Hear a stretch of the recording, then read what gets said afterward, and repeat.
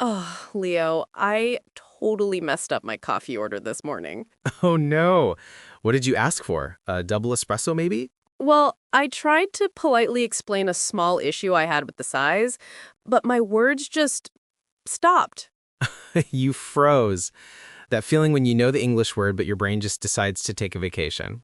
Exactly. I felt so awkward, and I ended up just saying, never mind, and paying too much. That happens to everyone, even advanced learners. It's that fear of making a mistake, right?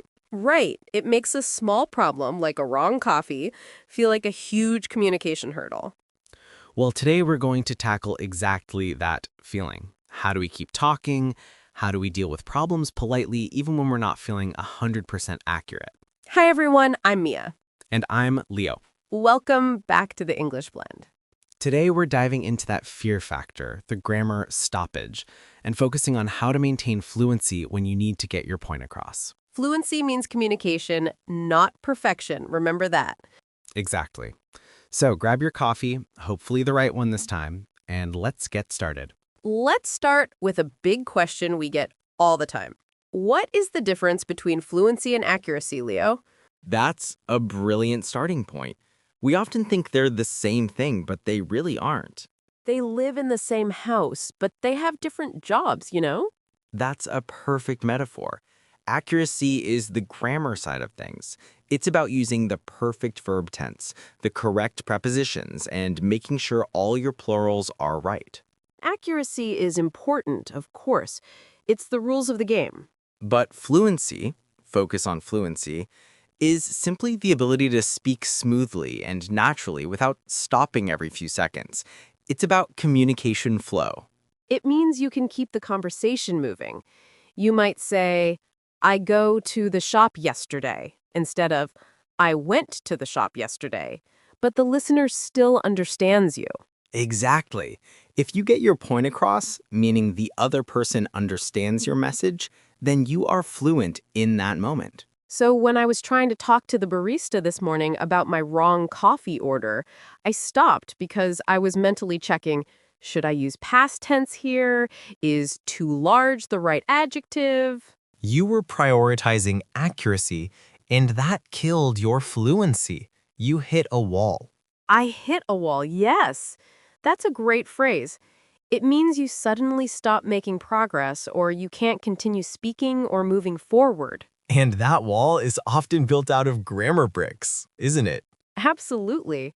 Why does grammar block our fluency so much, Leo, even when we know the rules perfectly in a textbook? Well, the sources say we learn English by having realistic, easy-to-understand conversations.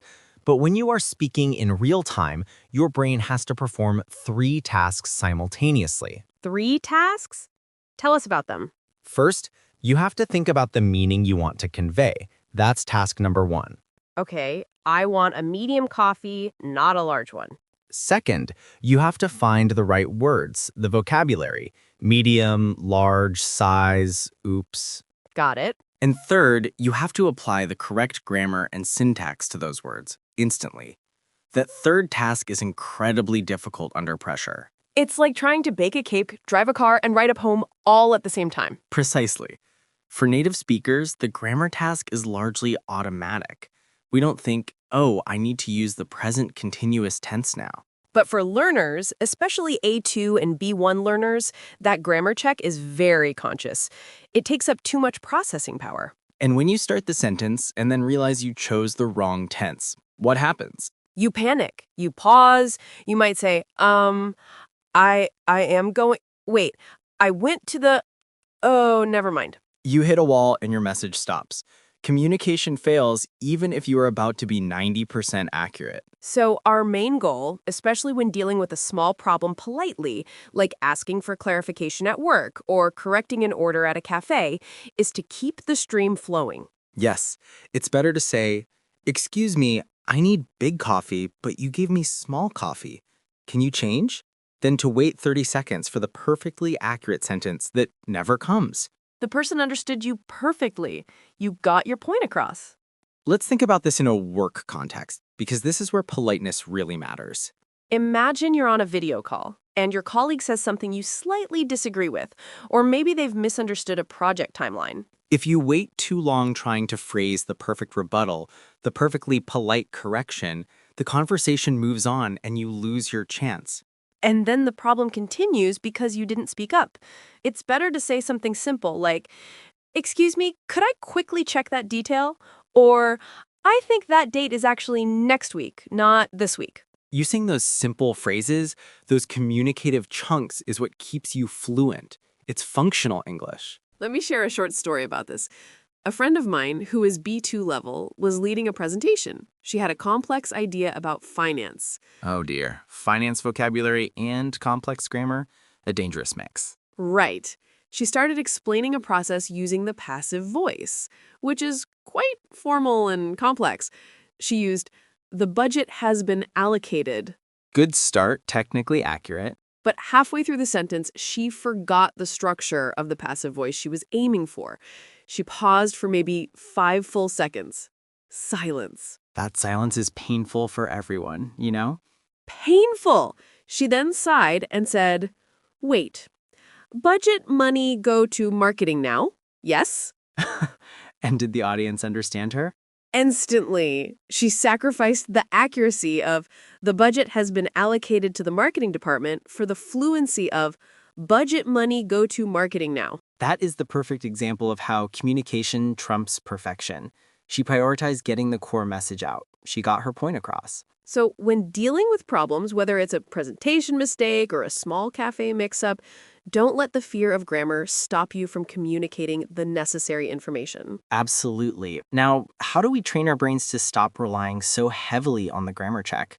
We need some practical steps, right? Yes, we've got 3 key tips that can help shift your focus from accuracy to fluency. These are real, actionable steps you can start doing today. Tip number 1 is probably our favorite, and it's critical for developing natural communication. Massive listening. Massive listening. This means consuming a huge amount of English content every single day. Not just studying textbooks, but truly immersing yourself in realistic conversations. Listen to podcasts, YouTube shows like ours, TV shows, movies. Try to listen for an hour minimum, even if it's just background noise while you do chores. Why does this help fluency, not just comprehension? Because your brain is naturally absorbing those common patterns and structures. You start internalizing how native speakers put sentences together without having to consciously remember the rule. It's like learning the song. You don't read the sheet music every time you sing it, you just remember the tune. Exactly. For example, you hear, "I should have gone," so many times that when you need to express regret, the structure should have plus past participle just comes out. So the grammar check becomes less conscious because the structure feels natural. That frees up space for communicating your idea. Tip number 2 is closely related. Learn in chunks. Practical tip 2. Learning in chunks. This means stopping the practice of memorizing single words. When you learn the word disagree, don't just learn disagree. Learn the chunk, "I politely disagree with that point." Or if you learn the word apologize, learn "I apologize for the delay" or "I am terribly sorry." We call these chunks collocations or fixed expressions. Native speakers rely on these memorized units all the time. Think back to my café problem. If I had learned the chunk, "Excuse me, I think there's been a small mistake," I wouldn't have had to construct the polite correction sentence from scratch. That chunk is a ready-made communication tool. It saves your brain from doing the grammar check work. We use so many chunks for politely addressing problems. Like, "I wonder if we could look at that again." That's one chunk, one unit of thought. And because you know that unit, you can focus on why you are saying it, the meaning, and not how you are building the sentence. This is especially helpful for A2, B1 learners.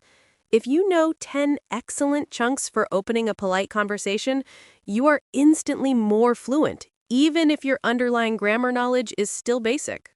So, when you write down new vocabulary, always write it down with 2 or 3 surrounding words. Write down the chunk. Our third tip is all about overcoming that dreaded pause, that moment when you hit a wall. The 3-second rule, practical tip 3. The 3-second rule. This is a behavioral strategy, not a grammar one. Tell us how it works, Leo. When you are speaking and you feel yourself starting to hesitate, you stop because you're searching for the perfect word or the perfect tense, you have only 3 seconds to make a decision. 3 seconds before the silence becomes awkward. What should the decision be? The decision is always simplify and move on. Simplify and move on. So if I'm trying to say, the report has been successfully analyzed by the team, and I forget the passive structure? You have 3 seconds. You look at your brain's toolbox and you quickly grab the simplest possible tool that gets your point across. The team finished report analysis. Good job. Exactly. That might sound simple, but it maintains the conversational rhythm. You stay fluent. And once you're fluent, you can always go back later and clarify or try again. But breaking the silence is the most important thing. The 3-second rule is about forcing yourself to accept imperfection. Because what's the worst that can happen if you say, I go to the shop yesterday? The listener smiles, they understand you, and the conversation continues. It is not the end of the world. Oh, that's another great phrase we need to highlight. It's not the end of the world.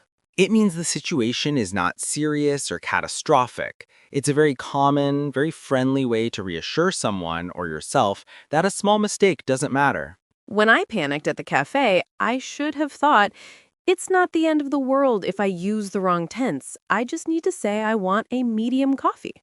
We need to apply this philosophy to our English learning. Making a mistake is not the end of the world. If you use the wrong preposition, or if your irregular verb is regularized by mistake, not the end of the world. The goal is connection. And connection happens through constant, imperfect output. Let's review those 3 practical tips one more time, because they are so important for moving past that grammar anxiety. 1. Massive listening to internalize structures. 2. Learn in chunks to have ready-made phrases for polite communication. And 3, the 3-second rule to beat the hesitation and force yourself to simplify and maintain fluency. That 3-second rule is really about recognizing when you're about to hit a wall and choosing to jump over it instead of stopping. And remember, all of this is driven by the goal of being able to get your point across. Whether you're politely correcting a timeline in a business meeting or dealing with a problem like a wrong food order, communication is successful when the listener understands your meaning. It doesn't matter if your message is 98% grammatically perfect or 75% grammatically perfect. If the person changes your coffee, you were fluent. Exactly. Let's quickly look at the key language we focused on today, the functional English that helps us handle problems politely. First, we talked about getting your point across. Focus on phrase. This means successfully communicating your idea or message. Use it like this. Even though my grammar wasn't perfect, I still managed to get my point across to the manager. Second, we had hitting a wall. Focus on phrase. That moment when you stop making progress due to frustration or difficulty. I was trying to explain the policy, but I hit a wall when I forgot the past perfect tense. And finally, the reassuring phrase, it's not the end of the world, used to minimize the importance of a problem or mistake. I made a few pronunciation errors, but hey, it's not the end of the world. I'll try again tomorrow. That's the attitude we want. We want confidence, not grammatical rigidity. So, to summarize our session, fluency is about keeping the flow. Accuracy is important for clarity, but when under pressure, choose communication over perfection every single time. Practice your massive listening, start learning those conversational chunks, and when you speak, commit to the 3-second rule. Don't be afraid to make small mistakes when dealing with problems politely. People appreciate clear communication more than perfect grammar. Thank you so much for joining us for this blend of English learning and communication skills. Keep practicing every day, even if it's just for 5 minutes. Daily exposure is key. Next week, we're going to be talking about how to sound natural when using everyday English slang. It's going to be a fun one. We can't wait. That was a great talk. Yes, see you in the next episode of The English Blend.